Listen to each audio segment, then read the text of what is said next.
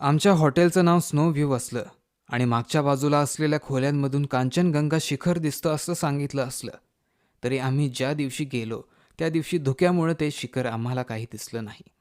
हॉटेलात उतरलेल्या लोकांमध्ये एक बंगाली गृहस्थ होता. मी त्याला भोजनाच्या वेळी जेवण घरात पाहिलं, पण त्याची भेट झाली नंतर. जेवण झाल्यावर आम्ही बाहेर पडलो आणि आम्हाला एक पानाचं दुकान सापडलं. जेवणानंतर पान खाण्याची फेलुदाला सवय होती, पण गंगटोकसारख्या ठिकाणी पानाचं दुकान असेल असं त्याला वाटलं नव्हतं. आमच्या हॉटेलबाहेरचा मुख्य रस्ता चांगलाच मोठा होता. भारतातील विविध ठिकाणांहून व्यापार क्षेत्रातील लोक तेथे जमले होते हे उघड होते. बऱ्याच अर्थानं ते दार्जिलिंगसारखंच शहर होतं, पण इथली रस्त्यावरची गर्दी कमी होती, त्यामुळे स्वच्छता व शांतता होती. पानाच्या दुकानातून बाहेर पडताना आता कुठे बरं जावं असा विचार मनात घोळत असतानाच धुक्यातून अचानक बोस प्रकटले. ते झपाझप चालत आमच्या हॉटेलच्या दिशेनंच निघाले होते. फेलुदानं त्यांना पाहून हात हलवला. मग आपला वेग वाढवून ते आमच्याकडे आले. भयंकर, धापा टाकत ते म्हणाले. काय झालं? तो अपघात, त्यात कोणाचा बळी गेला ठाऊक आहे तुम्हाला? मला कसल्या तरी अरिष्ठाची चाहूल लागली. बोस यांच्या उद्गारांनी माझी भीती खरी ठरली. ते म्हणाले, त्या अपघातात एस ठार झाले, माझे भागीदार. काय? ते कुठे चालले होते? कुणास ठाऊक, पण मित्तीर, किती भयंकर अपघात हो. त्यांना जागच्या जागीच मृत्यू आला का?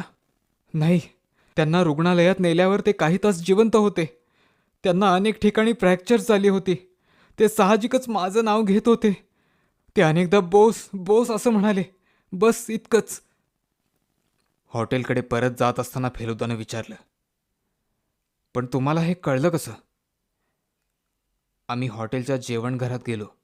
हात रुमालानं आपला चेहरा पुसत बोस खुर्चीत बसले आणि म्हणाले, मोठी लांब लचक कहाणी आहे ती. या अपघातात ड्रायव्हर वाचलाय. जेव्हा तो दगड जीपवर आदळला तेव्हा ड्रायव्हरचं नियंत्रण गेलं. मला वाटतं तो दगड इतका काही मोठा नसावा, पण आपण कुठे जातोय हे ड्रायव्हरलाच ठाऊक नव्हतं. जीप एका बाजूला कल्ली आणि दुसऱ्या टोकाला जाऊन दरीत खाली कोसळली. ड्रायव्हरनं मात्र वेळेवर बाहेर उडी ठोकली. त्याच्या डोळ्याच्या वरच्या बाजूला किरकोळ जखम झाली आहे इतकंच, पण तो उभा राहीपर्यंत शेलवणकरांसह जीप दिसेनाशी झाली. ही घटना उत्तर सिक्कीम महामार्गावर घडली. ड्रायव्हर पायी चालत गंगटोककडे निघाला. वाटेत त्याला काही नेपाळी मजूर भेटले. त्यांना घेऊन तो अपघात स्थळी गेला व त्यांच्या मदतीनं शेलवणकरांना जीपमधून बाहेर काढून वर आणलं. सुदैवानं त्याचवेळी तिथून एक लष्कराचा ट्रक चालला होता. त्यातून लगेच ते त्यांना रुग्णालयात घेऊन गेले. परंतु बागडोगऱ्याहून आमच्या बरोबर आलेल्या बोस यांच्यातील खेळकरपणा व बोलकेपणा कुठे लुप्त झाला होता कोण जाणे. ते बरेच हादरलेले आणि खूप अस्वस्थ वाटत होते. त्यांच्या मृतदेहाचं काय झालं? फेलुदानं हळू आवाजात विचारलं. त्यांचं शव मुंबईला पाठवण्यात आलंय. इथल्या अधिकाऱ्यांनी मुंबईत त्यांच्या भावाशी संपर्क साधला. एस यांनी 2दा लग्न केलं होतं, पण त्यांच्या दोन्ही पत्नी आता हयात नाहीत. पहिल्या पत्नीपासून त्यांना एक मुलगा झाला, पण बापाशी भांडण करून तो 14 वर्षांपूर्वी घर सोडून निघून गेला. ती आणखी काही वेगळीच कहाणी आहे. एसचं आपल्या मुलावर खूप प्रेम होतं. त्यांच्याशी संपर्क साधण्याचा त्यांनी खूप प्रयत्न केला, पण कसलाही थांगपत्ता लागू न देता तो गायबच झाला. तेव्हा आता त्याचे जवळचे नातेवाईक म्हणजे त्यांचा भाऊच. हे केव्हा घडलं? 11 तारखेच्या सकाळी. ते 7 तारखेला गंगटोकला आले होते. श्रीयुत मित्तीर, खरं तर माझा विश्वासच बसत नाहीये. जर मी त्यांच्या बरोबर असतो ना, तर अशी दुर्दैवी घटना घडलीच नसती. आता तुमचा काय बेत आहे? आता इथं आणखी जास्त वेळ राहण्यात काही अर्थ नाही. मी प्रवासी एजंटशी बोललो आहे. बहुतेक उद्या मला विमानानं मुंबईला जाता येईल. एवढं बोलून ते उठले व म्हणाले, तुम्ही याची काही काळजी करत बसू नका. तुम्ही इथं मजा करायला आला आहात, तेव्हा आनंदात राहा. जाण्यापूर्वी मी तुम्हाला भेटेनच. बोस निघून गेले. फेलुदा चुप्प बसून होता. आठ्या पाडून शून्यात नजर लावून बसला होता. मग आज सकाळी बोस यांनी उच्चारलेले शब्द त्याला आठवले. 10 लाखातून असा एखादाच अपघात. पण कधी एखाद्या माणसावर वीज पडते, ते पण काही कमी आश्चर्यकारक नाही, असं फेलुदा पुटपुटला. ज्या बंगाली माणसाला मी आधी पाहिलं होतं, तो जवळच्या टेबलावर वर्तमानपत्र वाचत बसला होता. बोस जाताच त्यानं वृत्तपत्राची घडी केली व तो आमच्याकडे आला. फेलुदाच्या शेजारच्या खुर्चीवर बसत तो म्हणाला, नमस्कार. सिक्कीममधील रस्त्यांवर काहीही घडू शकतं. तुम्ही आज सकाळीच आलात ना? फेलुदा म्हणाला. त्या माणसाकडे त्यानं काळजीपूर्वक पाहिलं. तो सुमारे 35शीचा असावा. त्याच्या डोळ्याचा काही भाग गॉगलमुळे लपला होता. नाकाखाली छोटी चौकोनी आकाराची मिशी होती. एकेकाळी तिला फुलपाखरी मिशी म्हणत, पण आजकाल अशी मिशी कोणी ठेवत नाही. शेलवणकर हे अत्यंत सुस्वभावी गृहस्थ होते. तुम्ही त्यांना ओळखत होतात? फेलुदानं विचारलं. नाही, अगदी दाट परिचय नव्हता, पण जी काही थोडी बहुत ओळख झाली त्यावरून ते खूप स्नेहशील स्वभावाचे वाटले. त्यांना कलेमध्ये रस होता. मृत्यूपूर्वी 2च दिवस आधी त्यांनी माझ्याकडून एक तिबेटी पुतळा खरीदला होता. अशा गोष्टींचा संग्रह करण्याचा त्यांना छंद होता का? मला ठाऊक नाही. एके दिवशी मी त्यांना आर्ट एम्पोरियममध्ये पाहिलं. ते बऱ्याच कलावस्तू न्याहाळत होते. तेव्हा मी त्यांना माझ्याजवळील पुतळ्याबद्दल सांगितलं. तो घेऊन डाक बंगल्यावर या असं त्यांनी सुचवलं. जेव्हा मी त्यांना तो दाखवायला गेलो तेव्हा त्यांनी तो तत्काळ खरेदी केला. खरंच जवळ बाळगावी अशीच मूर्ती होती ती. तिला 9 डोकी आणि 34 हात होते. माझ्या आजोबांनी ती तिबेटमध्ये खरेदी केली होती. ओ अच्छा. फेलुदा काहीशा कठोर व औपचारिक सुरात बोलला. मला मात्र तो इसम जरा गमतीशीरच वाटला, खास करून त्याच्या ओठावर सतत रेंगाळणारं स्मित. शेलवणकर यांच्या मृत्यूनंतर देखील त्याला काहीतरी रंजक कारण सापडलं होतं. माझं नाव निशिकांतो सरकार, तो म्हणाला. फेलुदानं नमस्कार करण्यासाठी हात जोडले, पण त्यानं स्वतःची ओळख करून दिली नाही. सरकार पुढे म्हणाले, मी दार्जिलिंगला राहतो. गेल्या 3 पिढ्या आमची तिथे वास्तव्य आहे. यावर तुमचा विश्वास बसणं कठीणच आहे, कारण माझा वर्णच बघा, किती सावळा आहे मी. फेलुदानं विनयानं फक्त स्मित केलं, पण तो काही बोलला नाही. सरकारची टकळी मात्र चालूच होती.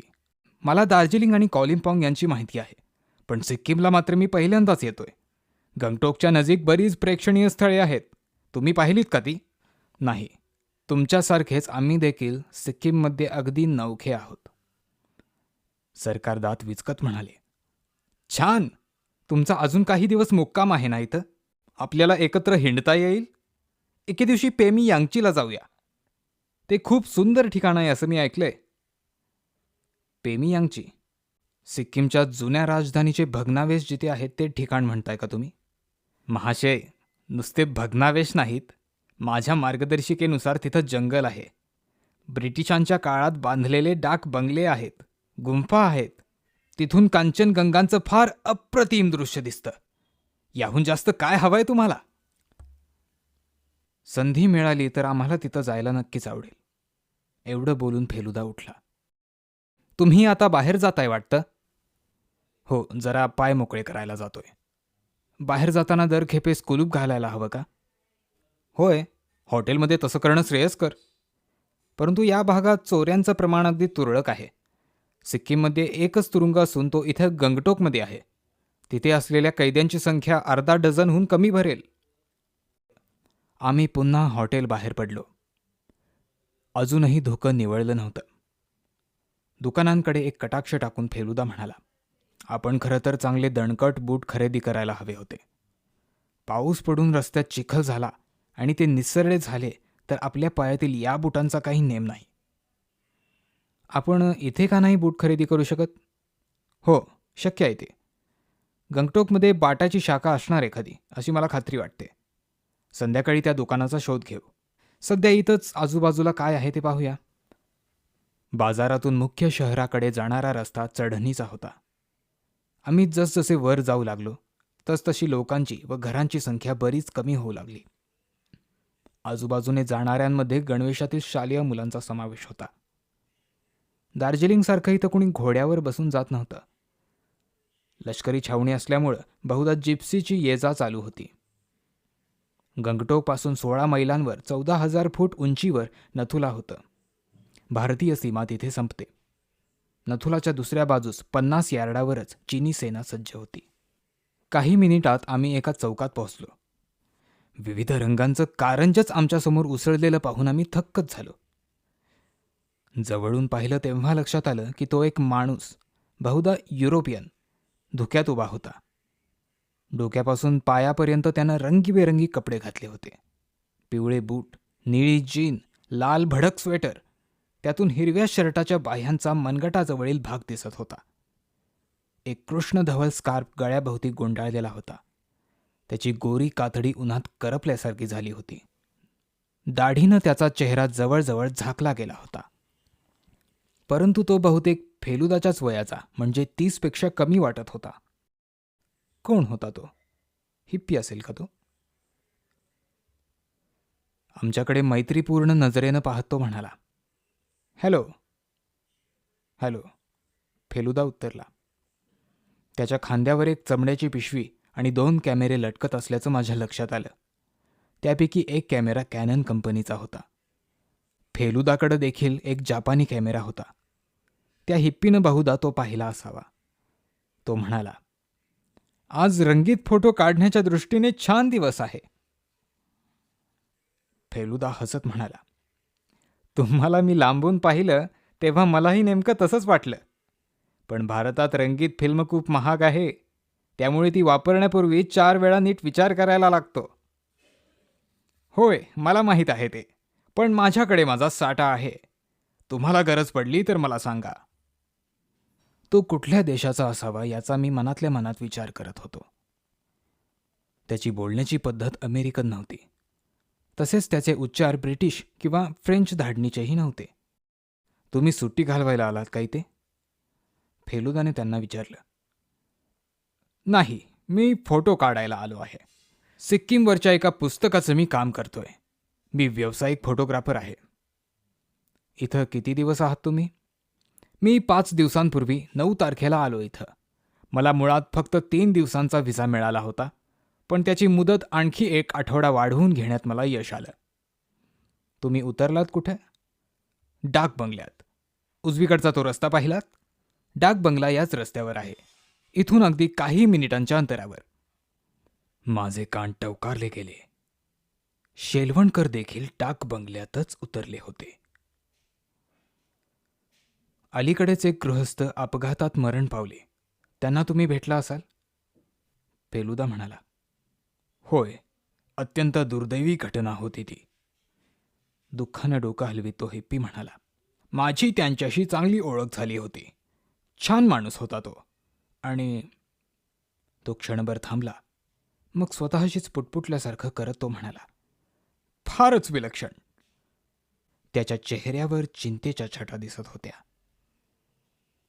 काय झाले? फेलुदानं विचारलं. इथं एका बंगाली माणसाकडून शेलवणकर यांनी एक तिबेटी पुतळा घेतला होता.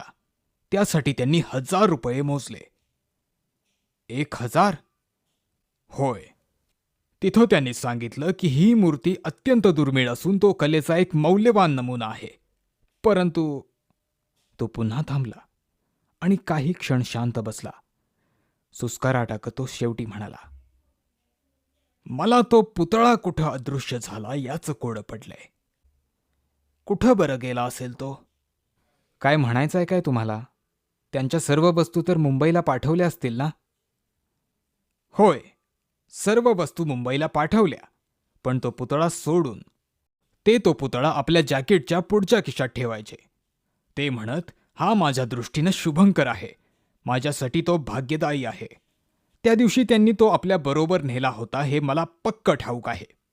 जेव्हा त्यांना रुग्णालयात आणण्यात आलं तेव्हा मी तिथेच होतो. त्यांच्या खिशातील वस्तू काढण्यात आल्या. त्यात एक टिपणवही, पैशांचं पाकिट आणि पेटीत असलेला एक तुटका चष्मा होता. पण पुतळ्याचा कुठं पत्ता नव्हता. बहुधा अपघाताच्या वेळी तो त्यांच्या खिशातून पडला असावा. अपघातस्थळी तो असेलही कदाचित. किंवा त्यांना उचलून आणण्यात ज्यांनी मदत केली त्यांनी तो कदाचित तिथून हलवलाही असेल. पण इथले लोक अत्यंत प्रामाणिक आहेत असं मी ऐकले. ते खरंच आहे आणि त्यामुळेच मलाही शंका येते. तो विचारात गढल्यासारखा वाटला. त्या दिवशी शेलवणकर कुठे चालले होते हे तुम्हाला ठाऊक आहे का? होय, सिंगिकच्या वाटेवर एक गुंफा असून तिथं ते चालले होते. खरं तर मीही त्यांच्याबरोबर जायचं असं ठरलं होतं, पण माझा बेत बदलला आणि मी बराच आधीच निघालो. कारण तो अत्यंत स्वच्छ आणि सुंदर दिवस होता आणि मला इथं काही फोटो काढायचे होते. वाटेत जर मी दिसलो तर मलाही बरोबर घेईन असे ते म्हणाले होते. त्यांना या गुंफेमध्ये एवढा का रस होता? मला नक्की माहीत नाही. कदाचित डॉक्टर वैद्य त्या कारणासाठी अंशतः जबाबदार असावेत. डॉक्टर वैद्य? डॉक्टर वैद्यांचं नाव आम्ही प्रथमच ऐकलं. कोण होते ते? हिप्पी हसला व म्हणाला, इथं असं रस्त्याच्या मध्ये उभं राहून बोलणं विचित्र वाटतंय. तुम्ही माझ्याबरोबर डाक बंगल्यात येऊन कॉफी का नाही घेत? फेलुदानं तत्काळ होकार दिला. शेलवणकर यांच्याबद्दल शक्य तेवढी माहिती मिळवण्यास तो उत्सुक होता, याचंच ते चिन्ह होतं. आम्ही उजवीकडील रस्त्यानं चालायला सुरुवात केली. हिप्पी पुढं म्हणाला, तसंच माझ्या पायाला थोडी विश्रांती देण्याची गरज आहे. त्या दिवशी डोंगरात भटकताना मी घसरलो आणि माझा घोटा थोडासा मुरगळलाय. त्यामुळे मी 5 मिनिटांपेक्षा जास्त उभा राहिलो तर तो दुखू लागतो. धुकं हळूहळू वितळत चाललं होतं. आसमंत किती हिरवागार आहे हे आता सहज कळत होतं. विरत चाललेल्या धुक्यात मला देवदार वृक्षांच्या रांगा दिसत होत्या. डाक बंगला काही फार दूर नव्हता. तशी ती आकर्षक इमारत होती. फार जुनी नव्हती. आमच्या नव्या मित्रानं आम्हाला त्याच्या खोलीवर नेलं. आम्हाला बसण्यासाठी त्यानं 2 खुर्च्यातील मासिकं व कागदपत्र चटकन हलवली. सॉरी, मी माझी ओळख करून दिली नाही. माझं नाव हेल्मुट उनगार. हे जर्मन नाव आहे का? होय, बरोबर आहे. हेल्मुट उत्तरले आणि त्यांच्या पलंगावर बसले. खोली नीटनेटकी ठेवण्याची त्यांना सवय नव्हती हे उघड आहे. त्यांचे कपडे त्यांनी आता घातले होते तेवढेच रंगीबेरंगी होते. सर्वत्र विखुरले होते. त्यांच्या सूटकेसेस उघड्याच होत्या. त्यात कपड्यांपेक्षा मासिकं आणि पुस्तकच जास्त दिसत होती. टेबलावर चिकार फोटो होते. त्यातील बरेचसे परदेशात घेतलेले दिसत होते. माझं फोटोग्राफीचं ज्ञान अगदी मर्यादित असलं तरी हे फोटो उत्तम होते एवढं मी नक्कीच सांगू शकतो. मी प्रदोष मित्तीर आणि हा माझा चुलत भाऊ तपेश, फेलुदा म्हणाला. मात्र आपण हौशी गुप्तहेर आहोत हे त्यानं सांगितलं नाही. तुम्हा दोघांना भेटून आनंद झाला. मग 1 मिनिट माफ करा हं, असं म्हणत हेल्मुट बाहेर गेला. बहुतेक कॉफीची ऑर्डर द्यायला गेला असावा. परत आल्यावर तो म्हणाला, डॉक्टर वैद्य फार बडबडे असले तरी अगदी गमतीशीर गृहस्थ आहेत. या डाक बंगल्यात ते काही दिवस राहिले होते. ते हात पाहून भविष्य सांगतात आणि मृतात्म्यांशी संवाद साधू शकतात. काय? ते माध्यम म्हणून भूमिका बजावतात का? होय, तसंच काहीतरी. त्यांनी ज्या काही गोष्टी सांगितल्या त्यामुळे शेलवणकरांना धक्काच बसला होता. आता कुठं आहेत ते? ते कॉलिम्पॉंगला गेले. तिथे काही तिबेटी साधूंना भेटणार आहेत. पण आपण गंगटोकला परत येऊ असं त्यांनी सांगितलंय. त्यांनी शेलवणकरांना काय सांगितलं होतं? तुम्हाला ठाऊक आहे का ते? हो, माझ्या देखतच ते परस्परांशी बोलले. डॉक्टर वैद्यांनी शेलवणकरांना त्यांच्या व्यवसायाबद्दल सांगितलं, त्यांच्या पत्नीच्या निधनाबद्दल सांगितलं आणि त्यांच्या मुलांबद्दल सांगितलं. अलीकडेच तुम्हाला खूप तणावातून जावं लागतंय असंही त्यांनी शेलवणकरांना सांगितलं. कशामुळे आला असेल तो तणाव? ते मला माहिती नाही. शेलवणकर त्याबद्दल तुमच्याशी काही बोलले नाहीत का? नाही, पण काहीतरी बिनसलंय हे मला उमगलं. अनेकदा ते विचारात गढलेले असायचे. कधीकधी उसासेही टाकायचे. एके दिवशी पुढच्या वरांड्यात आम्ही चहा घेत असताना त्यांना एक तार मिळाली. तिच्यात काय म्हटलं होतं हे मला माहिती नाही, परंतु त्यामुळे शेलवणकर खूप अस्वस्थ झाले होते. एखाद्या अपघातात तुमचा मृत्यू होण्याची शक्यता आहे असं शेलवणकरांना डॉक्टर वैद्यांनी सांगितले होते का? नाही, इतक्या स्पष्टपणे नाही. पण पुढचे काही दिवस खूप काळजी घ्यायला हवी असं त्यांनी शेलवणकरांना सांगितलं. काहीतरी वाईट घडणार याचंच ते सूचक होतं. कॉफी आली. आम्ही शांतपणे प्यायलो. शेलवणकरांचा मृत्यू विचित्र अपघातात झाला असला तरी कुठंतरी काहीतरी चुकतंय असं मला वाटत होतं. फेलुदाच्याही मनात तसेच विचार घोळत आहेत असं त्याच्या एकूण हालचालींवरून वाटत होतं. आम्ही कॉफी संपवून जायला उठलो. हेल्मुट मुख्य प्रवेशद्वारापर्यंत आम्हाला सोडायला आला. फेलुदा त्याला म्हणाला, कॉफीबद्दल आभार. तुम्ही आणखी एक आठवडा इथं आहात तेव्हा आपण नक्कीच पुन्हा भेटू.